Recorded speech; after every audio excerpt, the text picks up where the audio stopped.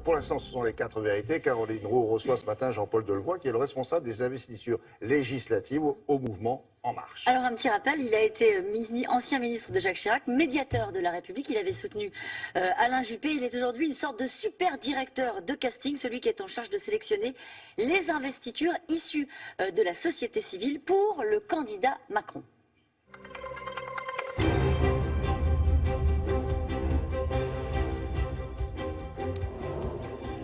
Bonjour Jean-Paul Delevoye.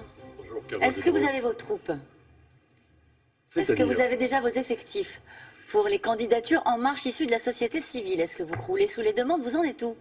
Alors effectivement, nous voyons bien aujourd'hui les formidables offres politiques qui s'engendrent par une dynamique citoyenne. Nous sommes passés il y a 10 mois de 0 adhérents à plus de 190 000 et aujourd'hui, l'appel à candidature, nous avons franchi les 10 000 candidatures reçues. Combien sont sérieuses sur ces 10 000? Toute candidature est respectable parce qu'elle manifeste la volonté de quelqu'un de vouloir s'engager. Ensuite, il y a celles qui sont crédibles, qui doivent être retenues.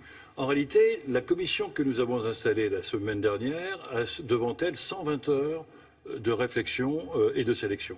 Mais ceci est précédé par 300 ou 400 heures d'une équipe que j'ai mise en place et qui analyse candidature par candidature, le profil, la motivation, les raisons, et qui effectivement prépare pour la commission le choix entre 2 ou 3 candidatures.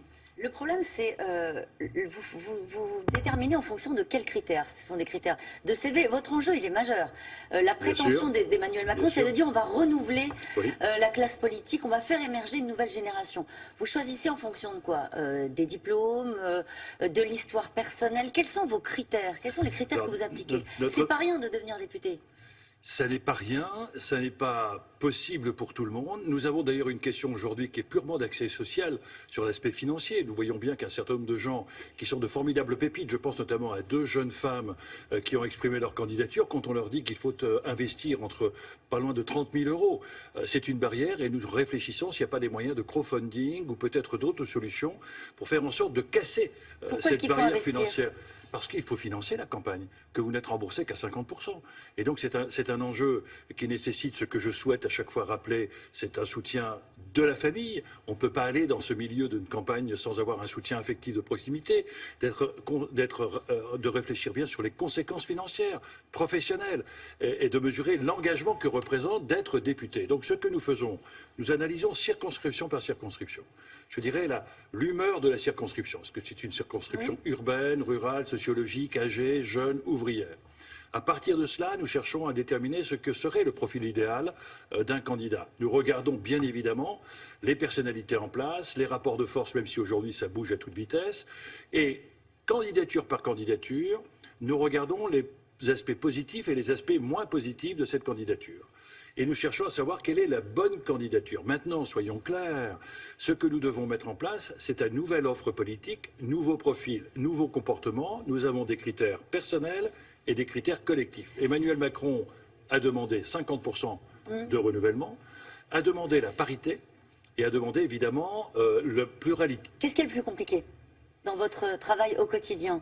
Alors nous pensions que la parité pouvait être une difficulté. Et au départ, nous n'avions que 15% de femmes. Et ce qui est assez étonnant, c'est qu'aujourd'hui, nous voyons une dynamique des candidatures féminines avec ce sérieux des femmes. C'est-à-dire que quand vous dites à un homme, est-ce que tu as envie d'être député, 9 sur 10 disent oui. Une femme, c'est 9 sur 10 ou 8 sur 10 disent est-ce que je peux. Et nous voyons aujourd'hui des besoins de formation, nous formons, nous sensibilisons. Et nous avons des candidatures féminines d'excellente qualité. Donc ça, c'est pas compliqué. Qu'est-ce qui reste compliqué? Ce qui reste compliqué, ça va être de faire la part des choses. Entre, bien évidemment, nous n'allons pas avoir un groupe EM de 300 députés. Donc il est important de regarder dans le rassemblement que veut faire Emmanuel Macron, quelles sont celles et ceux qui viendront des familles de gauche, quelles sont celles qui viendront des familles de droite et quelles sont celles qui émaneront de la société civile. Justement, est-ce que vous leur dites à ces petits nouveaux qu'ils sont de la chair à canon? Est-ce que vous leur dites, par exemple, que les circonscriptions gagnables, vous allez les réserver aux futurs députés LR ou aux futurs députés PS qui vous rejoindront ou qui vous ont déjà rejoint? Quand c'est compliqué, il faut des principes clairs et fermes. Toute candidature, tout sortant n'a pas droit à la candidature. Et tout ralliement ne vaut pas investiture. Donc l'investiture... Ça, il faut leur expliquer, j'imagine, au quotidien. Non, attendez, c'est clairement expliqué. Et moi, je suis un homme de principe, vous savez. Et si vous commencez à être faible sur les principes, tout part à volo. Aujourd'hui, nous avons une situation de France qui est grave. Nous avons une image internationale d'un pays en guerre et d'un pays corrompu.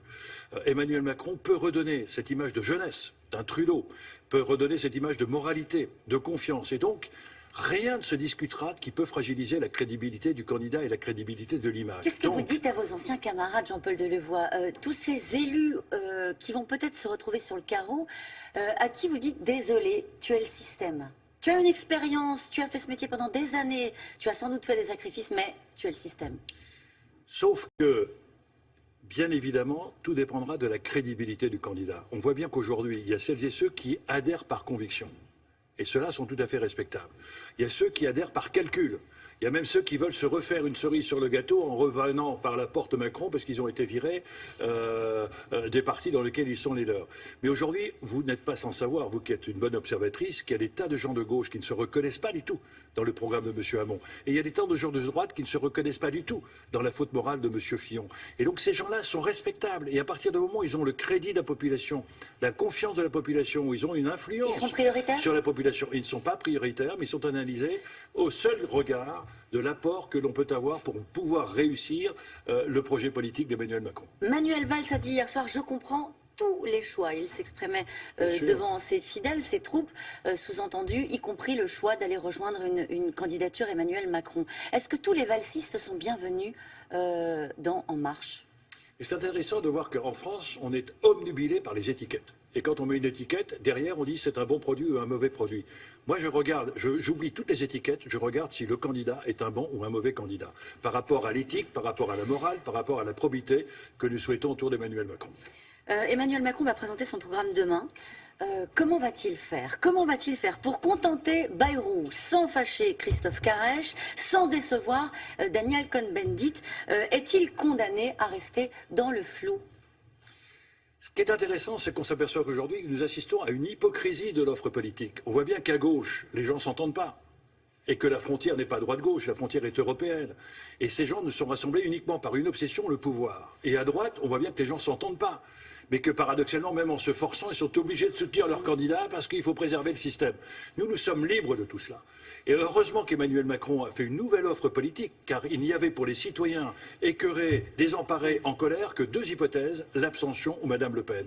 Et le fait de vouloir, moi j'ai rêvé à un moment donné d'un second tour Macron-Fillon, pour faire en sorte que Mme Le Pen n'apparaisse pas et qu'on casse le cynisme politique qui disent « Vive Mme Le Pen » puisque je n'ai qu'un tour à faire. Nous voulons qu'Emmanuel Macron soit premier au premier tour. Ça j'entends bien toute votre réponse qui est très construite. La question est comment fait-il pour ne pas rester dans le flou ? Le programme qu'il va présenter demain, ce sera son projet ou ce sera un projet pour le plus petit dénominateur commun ? Ce sera son projet qui prendra ce qu'il y a de bon à droite, ce qui a eu de bon dans le bilan de M. Sarkozy, de bon à gauche, ce qui a eu de bon dans le bilan de M. Hollande, et surtout construit sur une philosophie personnelle à laquelle j'adhère, qui consiste à dire demain nous rentrons dans la société de l'intelligence, et c'est l'intelligence humaine et collective qu'il faut mettre en marche, avec des principes très clairs, le travail qui construit la dignité de l'individu, la production de richesse qui permet la solidarité, et surtout défendre notre projet de société qui consiste à dire que l'émotion individuelle ne peut se concevoir que par la solidarité collective. Vous êtes prêts ? Merci beaucoup. Merci. Jean-Paul Delevoye. C'est à vous, William. Merci beaucoup. Caroline, à demain.